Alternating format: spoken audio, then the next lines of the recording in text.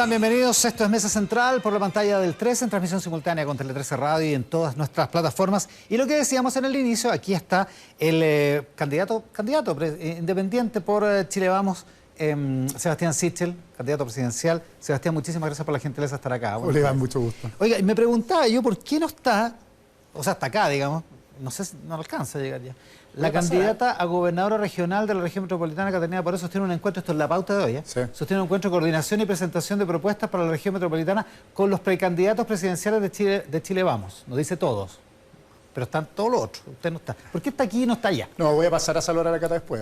Muy bien, muy amable, muy correcto. Muy correcto, porque además tiene todo mi apoyo, la ha respaldado en todos lados, hemos hecho actos de campaña juntos, entonces... obviamente yo soy el más interesado en que la Cata le vaya bien, además la quiero profundamente, nos conocemos hace muchos años. Ya, no, pero tiene que ver con algo... porque se trata de una cosa, para que nos entendamos, de una cosa con todos los otros candidatos. Obvio.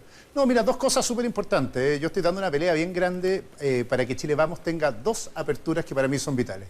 Debo ser el candidato más loco de todos, que soy independiente, podría ir a primera vuelta solo, juntar firmas y olvidarme de esta discusión, y soy de aquellos que está pidiendo ser parte de Chile Vamos, participar en una primaria en las condiciones que deberíamos participar los independientes que venimos de otro mundo. ¿Qué es lo que estoy pidiendo? Dos cosas básicas que yo creo que son determinantes para Chile Vamos en el mediano plazo. Primero, una vocación de construir mayoría, por lo tanto que haya un trato igualitario entre los candidatos que están compitiendo. Y dos, una forma de hacer política que se parezca más al siglo XXI que a lo que hacíamos en los 90, que era el codazo, la destrucción.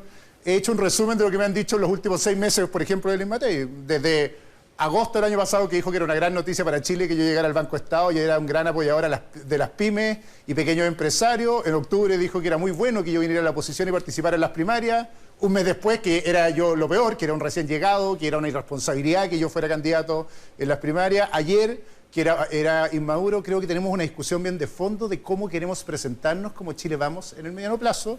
Y te lo voy a decir bien sincero, porque hasta ayer que me dijeron inmaduro, una de las cosas que más me gustan en la vida, te voy a decir por qué. ¿Por qué? Porque si ser inmaduro significa tratar de hacer las cosas distintas, pelear porque esas formas no sean las formas de construir una alianza, pelear en el fondo, porque finalmente hablemos más de las propuestas que de destruir al otro candidato, soy feliz. Yo creo que a la política le falta esa inmadurez de no hacer de la política un fin, que discutimos todo el día política, y no un medio para arreglarle la calidad de vida a las personas. Ya, y creo que nos falta pero en la práctica refuerzos. se ha pasado todas las últimas semanas hablando de política, hablando de si lo convían o no lo convían a la primaria, de si le mandan una carta o no, o no le mandan una carta, y hablando de Luis Matei, por ejemplo. Mira, deja contarte qué es lo que he hecho la última semana. 5 propuestas he presentado y en la pauta los periodistas me vuelven a preguntar de política. Pensiones alimenticias con garantía universal para todos los chilenos, una economía basada en emprendimiento, que los servicios públicos dupliquen sus horarios de atención, una reestructuración de carabineros y ir reduciendo el número de ministerios. Obviamente me encantaría que el debate sea eso. En eso estaba, hasta que vino este ataque artero y al final la discusión se transformó en si le gustaba o no a una candidata que yo participara. Me encantaría que en esta coalición debatiéramos mucho más sobre esa mirada transformadora o reformista que debería tener Chile Vamos, y me cuesta, pucha que me ha costado. ¿Y qué tiene Evelyn Matei con usted? Porque hoy día aparece en el Mercurio una entrevista de Bárbara Vial con la alcaldesa de Providencia y dice que usted es una candidatura que viene gatillada por empresarios. Y dice que eso no le parece. No tengo idea qué tiene. Diría más bien qué lo hizo cambiar tan fuerte de opinión en 6 meses sobre mí, pero además me hago cargo de eso. Me encanta, creo que ojalá la política no fuera un club de políticos, y ella dice orgullosa, mira, a mí yo me alejé de los empresarios, yo estoy feliz de que haya más de 100 emprendedores, empresarios apoyando esta candidatura, Juan Pablo Suet, Juan José Santa Cruz, la Pati Herrera que tiene Hielos Gabo, que ojalá gente que haya emitido facturas, que no le haya tocado pagar el IVA, que esté esperando que el Servicio de Salud Metropolitano le abra su local, aporte en la política a cara descubierta. Esa es la única diferencia. O sea, lo que usted dice no son grandes empresarios, porque lo que son los mismos que me han apoyado a mí durante años, cuando éramos cristianos, cuando tratamos de armar una agenda liberal en Chile, cuando hoy día estamos tratando de que el emprendimiento sea la base de la economía, que me conocen hace años además, igual que los auditores, que mi pelea por las reformas sociales ha sido mi principal pelea cuando era ministro de Desarrollo Social. Esas son las condiciones, pero lo que no quiero, que es un poco lo que se lee detrás de esto, es que la política sea solo un dominio exclusivo de los políticos, porque si no te apoyan gente que tenga experiencia en la vida cotidiana haciendo negocios, si no te apoya gente que esté en la academia, si no te apoyan independientes y solo los partidos te pueden apoyar, al final la política es un club. Y yo rechazo que esto sea un club y creo que hay algo de dolor en eso, en esas declaraciones, diciendo, mira, parece ser que este joven es independiente, ¿quién de los partidos a quién lo responde? Que este señor, además hay empresarios que no son del club, que lo están apoyando a cara descubierta y lo dicen abiertamente porque creen que puede mejorar el Estado. Creo que ese discurso... ¿Y que en eso hay una amenaza, dice usted? ¿Ah? ¿Que en eso Evelyn Matei ve una amenaza? No tengo idea, ve algo que le incomoda y que a mí en el fondo me es cómodo y creo que le hace bien a nuestra democracia, quiero decirlo. Decir, en realidad, el dilema que tenemos en Chile Vamos es abrir las puertas, no es armar un discurso contra alguien. Imagínate qué loco una sociedad en que los políticos le dicen, mira, los empresarios están fuera del círculo de la política, o los emprendedores no deberían opinar respecto a la regulación del emprendimiento. Creo que está bien que en un programa a cara descubierta participen en el diseño del programa aquellos que viven la experiencia diaria, tanto como un usuario de un consultorio. Ahora, en la práctica tiene la primaria asegurada, la participación en la primaria asegurada. El viernes lo dijeron los presidentes de los partidos, con más o menos énfasis, pero todos lo aseguran. La misma Evelyn Matei dice, es obvio que tiene que estar, es obvio que tiene que ir a las primarias. ¿Le basta con eso? Mira, dos cosas. El asegurado en política es bien tramposo, porque tiene que haber una inscripción, pues obvio. Si mira lo que le pasó a Claudio Castro hace 2 minutos en Renca, tiene que haber un proceso de inscripción. Deja contarte lo que hizo Chile Vamos antes con sus independientes. En la elección pasada, en enero, le mandaron una carta a todos los candidatos, incluyendo a José Antonio Kast, para invitarlo a participar en la primaria. Esa famosa carta certificada que bromeaba Mario Desbordes era una formalidad, pero obviamente le da certezas, y José Antonio Kast dijo, yo no quiero ser candidato. A Manuel José Sandón lo invitó el Consejo de Renovación Nacional en marzo, cuando se puso a juntar firmas. Yo lo único que estoy diciendo es que lo lógico es, y agradezco mucho que me hayan invitado públicamente a participar en la primaria, es que también haya ojalá un acto formal de invitación por una cosa. Ayer nos enteramos, está en los diarios, que por ejemplo los precandidatos presidenciales de los partidos están haciendo giras por el país con un decreto en que el partido los autoriza a viajar en aquellas zonas en cuarentena 1 y 2. Literalmente, mira... porque eso les da permiso obvio, sanitario. Yo soy un candidato independiente, no puedo viajar, me parece también que no deberíamos viajar a esas zonas, pero aún así al tiro hay una simetría de formas de hacer campaña cuando uno es independiente. ¿Y si estuviera invitado, sí podría tener ese permiso, por ejemplo? Por supuesto, si un partido formalizara esa invitación. Hay cosas así que son menos relevantes, pero quizás lo más relevante son las señales, Iván. ¿Qué me preocupa hoy día? Que efectivamente las señales que le demos al que nos está mirando y dice, mira, yo no participo nunca en política, soy independiente, veo con buenos ojos la construcción de la mayoría, reformista en Chile Vamos, quiero participar, y las señales continuas son, sí, pero mira, espérate un poquito, no apurí, inmaduro. Creo que es al revés. Que ojalá seamos simbólicamente aquellos que abrimos las ventanas, o sea, y que el mundo político se resista. Que el mundo político es como refractario, así, como que no le gusta lo nuevo. Exacto. No le gustan los independientes, dice usted. Oiga, pero también tiene sentido que los presidentes de Chile Vamos digan, de los partidos digan, después del 11 de abril veamos esto, porque tenemos esta elección que es importante ahora, preocupémonos después del 11 de abril. Tiene sentido. Que es lo mismo que dice Evelyn Matei a propósito de que después del 11 de abril toma la decisión hoy día. Estoy de acuerdo, lo que estoy pidiendo es que después del 11 de abril no se va a la primaria o no. Pero hay una cosa más importante que también me pasa. Hay muchos candidatos de Chile Vamos, yo he grabado más de 300 videos para gente que me pide apoyo. Que me dice, oye, venga a apoyarme, por favor, necesito que esté en la feria conmigo. Oiga, ¿por qué no? Mira, sabe que no puedo, no tengo permiso. Y segundo, ¿sabe qué? No hay libertad de acción, entonces si usted aparece conmigo, capaz que lo echen. Entonces hay mucha reacción en contra de cómo yo hago y facilito señales para que muchos de ellos participen en la campaña. ¿Tiene sentido que los partidos no den libertad de acción a sus militantes, o no? Tiene sentido, pero no tiene sentido que si yo puedo aportar a una coalición a ser mayoría, no pueda apoyar a candidatos de esos partidos sin que finalmente haya una especie de persecución adentro. Después de todo esto, estos dimes y diretes, ¿por qué no se va directo a la primera vuelta? Qué buena pregunta. Dos razones bien importantes. Está lleno de caudillos en política, que tratan de hacer carreras propias. El problema de Chile es la gobernabilidad, la crisis de estabilidad que tenemos en el sistema político. Yo creo que tenemos que construir una coalición mayoritaria. Eso no basta con los que éramos en Chile Vamos, porque no éramos mayoría. De hecho, éramos un tercio. Lo que tenemos, el desafío más grande, por lo tanto, es de ser parte de una coalición, pero que somos mayoría en Chile. ¿Qué se requiere para eso? Dos cosas de las que estamos hablando. Primero, una tremenda ventana de apertura a gente independiente que pueda subirse y que no sea parte de la política, que es lo que estoy peleando más fuerte por hacer. Y segundo, y quizás lo más relevante, competir en una primaria en que la unidad de un proyecto político, somos Chile Vamos, creemos en las reformas sociales en Chile, etcétera, se mezcla con la diversidad. Y yo creo que hay una tercera razón mía por la cual estoy en Chile Vamos, que quiero ser también aquel que le abre la puerta para romper no solo el club de los partidos, el club social en que a veces nos hemos transformado, que incorpore diversidad, gente liberal, gente que nace en Cholchol, gente, ministerios que tengan historias de vida distintas, que sea capaz finalmente de ser una coalición más representativa del país que vivimos y no del país de los 90 o del país en donde vivimos, en las 4 comunas que vivimos. Ya, o sea, si lo entiendo bien, sin Chile Vamos, su candidatura no tiene razón de ser, digamos. Creo que es una irresponsabilidad los caudillos en la política y por lo tanto yo quiero ser parte de una coalición, gobernar con los partidos de Chile Vamos, pero también ser aquel que trae gente nueva a esta coalición. Y si siguen siendo refractarios y siguen tratándolo de inmaduro y todo, Tomaré las decisiones que tenga que tomar en su minuto. Pero esto es bien loco. ¿Pero eso incluye ir a la primera vuelta, por ejemplo? Lo evaluaré en su minuto, pero piénsalo al revés. Voy a tener que tomar esa decisión a las 23:59 del 4 de mayo, cuando decían inscribirme o no, que es lo raro. Si es mucho mejor tomar decisiones tempranas. Ya, porque usted no les cree. Pues, si el viernes todos dijeron que lo invitaban. Pero, Iván, mira las declaraciones. Hoy día es esto. Hace 3 semanas era que era una irresponsabilidad que un recién llegado pudiera participar. Me encantaría saber que la política es estable, que todos nos queremos, que es lo que estoy peleando para hacer una política distinta en el mediano plazo. Por eso la estabilidad de las opiniones son tan importantes, pero la formalidad de cómo las señales a los que están mirando, ¿no? Son más relevantes muchas veces que las declaraciones de buena intención. Salgamos de la política chica. Hablemos de la Araucanía. Usted fue ministro de Desarrollo Social, sí. Y esta semana alguien le sacaba la cuenta que durante su permanencia en ese puesto ministerial nunca se preocupó del tema de la Araucanía, que no fue tema en su momento.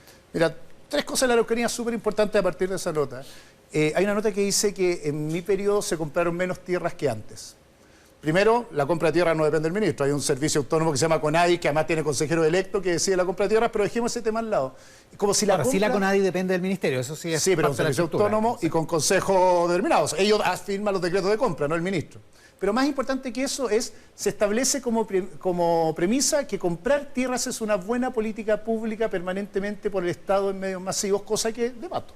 Yo creo que el gran desafío de la Araucanía en el mediano plazo es fijar cuántas tierras quedan por comprar, como hacemos un catastro de tierras, de manera que la presión por la compra de tierras no sea el origen del conflicto y la violencia que tenemos estos días. Por tanto, una convicción política, primera desafío con la Araucanía, es catastrar cuánta tierra falta por comprar.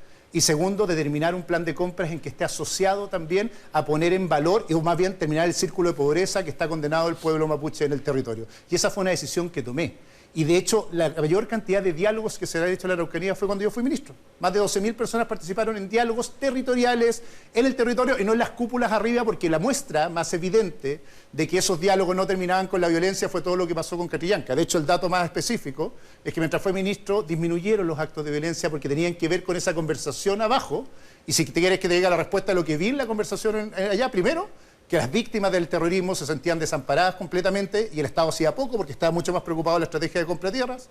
Segundo, que el Estado de Derecho que pega el Ministerio del Interior es la primera prioridad para ordenar la Araucanía. Y tercero, que el problema es pobreza y que la pobreza se ataca con políticas sociales del Estado de manera urgente y lo que tenemos que aumentar son transferencias directas del Estado a aquella gente, pueblos indígenas que viven en la pobreza. Ninguna de esas cosas son parte de la discusión porque estamos otra vez con el discurso manío de los 90, que parece ser que la única solución es seguir comprando tierras ilimitadamente y no operar con los restos de los instrumentos que tiene el Estado. Estado de sitio, necesidad urgente de aumentar los recursos que mejoren la situación de pobreza y la ampliación de las políticas públicas para los sectores de pueblos indígenas y una política de fomento productivo que yo desarrollé en la Corfo con el Comité Indígena y podría ver la cantidad de recursos que transferimos para que esas tierras se pongan en valor. Ahora, la mayoría de los expertos en este tipo de conflictos dicen que militarizar, que meter a las Fuerzas Armadas puede ser un remedio peor que la enfermedad, digamos. Sí, pero mi discusión acá es depende.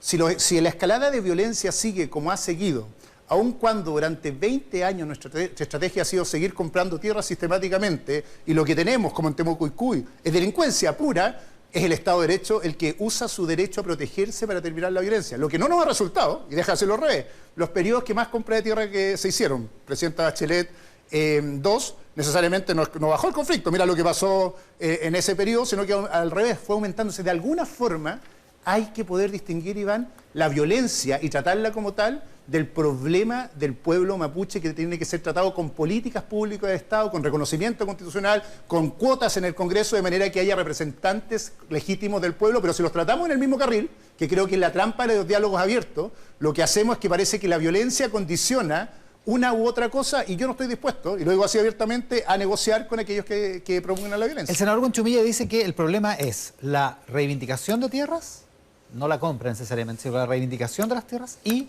la autodeterminación. Yo creo que son dos problemas adicionales. Uno, que no hemos sido lo suficientemente duros para perseguir los delitos, robo de madera, tráfico de drogas, que lo hemos visto, y acciones terroristas en el territorio, y por lo tanto encapsularlos y que no haya una especie de complicidad ideológica con esa forma de obtener beneficios. Y segundo, lo que estoy más de acuerdo es participación política efectiva. Yo lo de cuotas lo defendí en la convención, creo que el Congreso tiene que ir avanzando en cuota, la creación de un consejo que haya electos para que tengas voceros legítimos con quien dialogar, de manera que los violentos no impongan las reglas.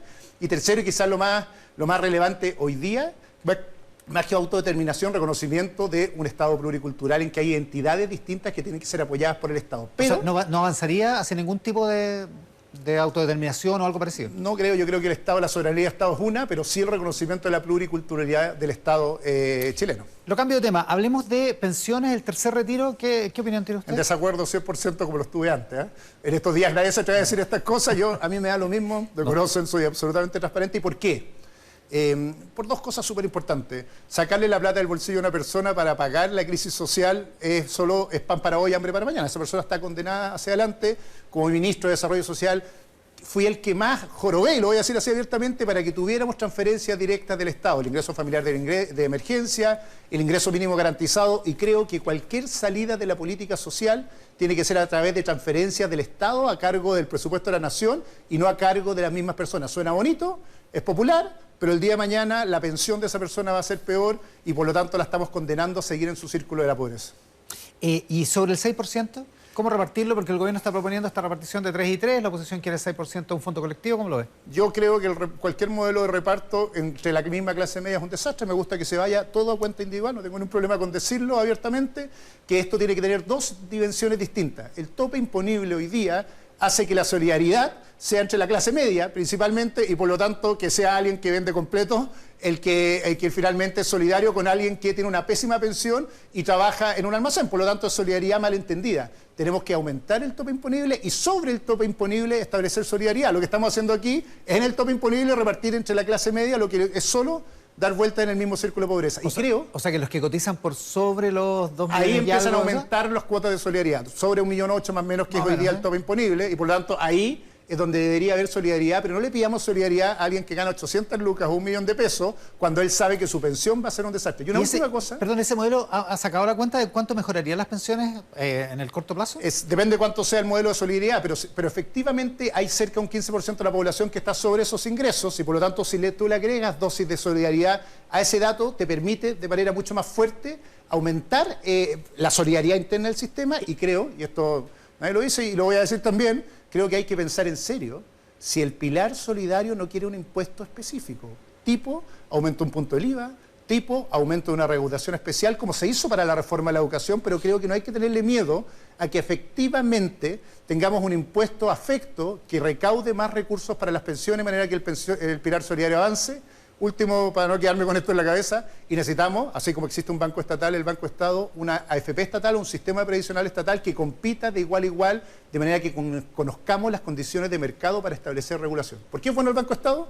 Porque yo sé, por ejemplo, siendo presidente del Banco Estado, que había espacio y margen para bajar la tasa de interés del crédito hipotecario, como lo hicimos, a 1,99. Por lo tanto, con una AFP estatal vamos a tener información de mercado que nos va a permitir, además, en competencia, regular mejor cómo se administran los fondos, además de todas las medidas regulatorias. Como que provoca un canon en la industria. Exacto. Oiga, ¿qué incentivo tendrían los sueldos más altos para cotizar si la cotización se va a ir en parte a solidaridad? Bueno, es peor.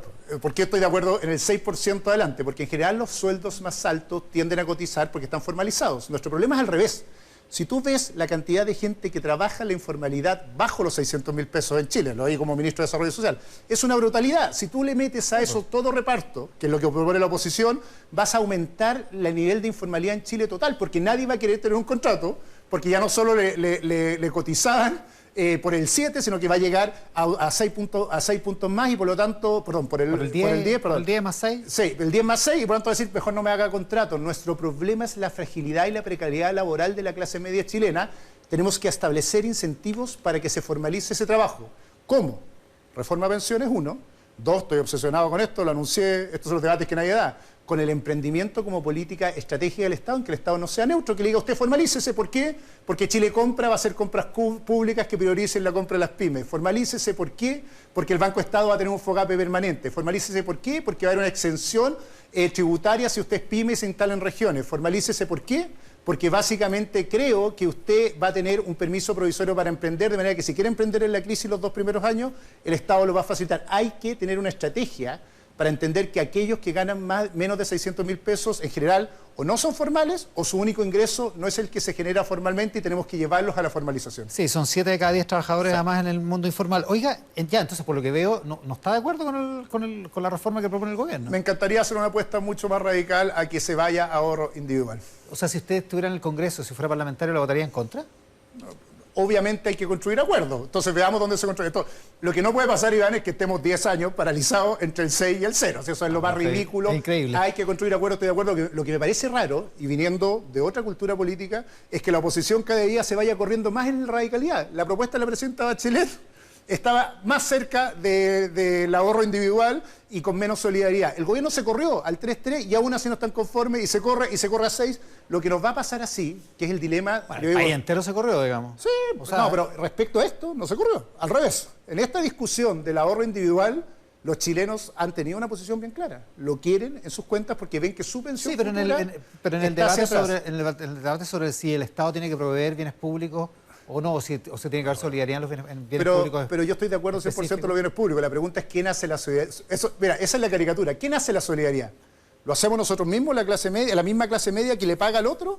¿O en realidad lo tenemos que hacer el Estado a través de impuestos generales, haciendo transferencias directas al bolsillo de las personas, de acuerdo a la recaudación fiscal? Entonces, cuidado cuando creamos esas caricaturas, porque esto no es blanco y negro. Yo creo que tiene que haber mayores pensiones a través de mayor recaudación fiscal y mayores transferencias. Entonces, eso es crear bienes públicos que transfieren más directo. La pregunta es quién lo financia.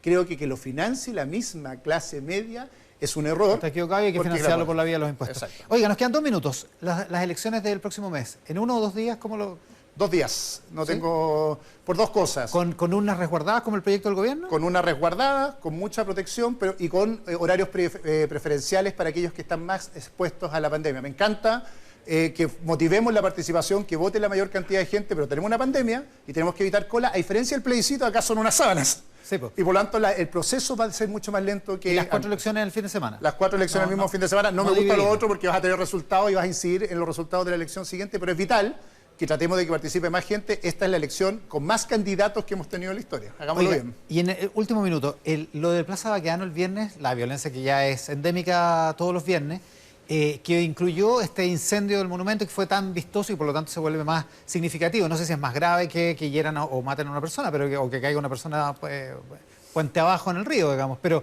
es muy vistoso, muy llamativo. ¿Qué haría usted? 2 cosas. Ambos casos, que bueno lo dijiste, revisten igual gravedad, pero en un caso es el Estado el que ejerce la violencia y por lo tanto la protección de los derechos humanos por el Estado es esencial. Lo segundo, creo que el Estado de Derecho tiene que imponerse con las reglas que establece el Estado de Derecho. A mí no me parece normal que todos los domingos o todos los viernes la Plaza Italia aparezca así y por lo tanto vamos a tener que ser más efectivos en el uso de la fuerza policial, pero respetando el Estado de Derecho. Hemos caído en el peor de los mundos, que igual que la reforma de pensiones, nos paralizamos, caemos en la mediocridad de no nos atrevemos a sacar a los que están y los que están básicamente vamos a tener que ejercer lo que nos da, las herramientas que nos da el Estado de Derecho, Iván.